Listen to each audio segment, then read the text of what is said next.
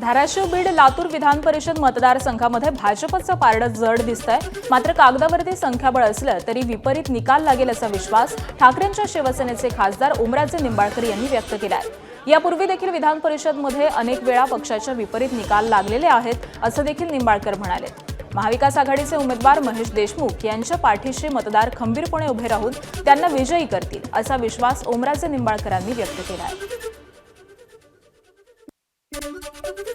कागदावरचं संख्याबळ आणि प्रत्यक्ष होणारं मतदान याच्यात जमीन आसमानचा फरक असतो। त्यामुळे निश्चितपणे मतदार जरी कागदावर संख्याबळ तुम्हाला कमी दिसत असेल तरी महाविकास आघाडीचे जे उमेदवार आहेत महेशजी देशमुख यांच्या पाठीशी निश्चितपणे मतदार राहतील आणि त्यांना विजयी करतील। एबीपी माझा, उघडा डोळे बघा नीट।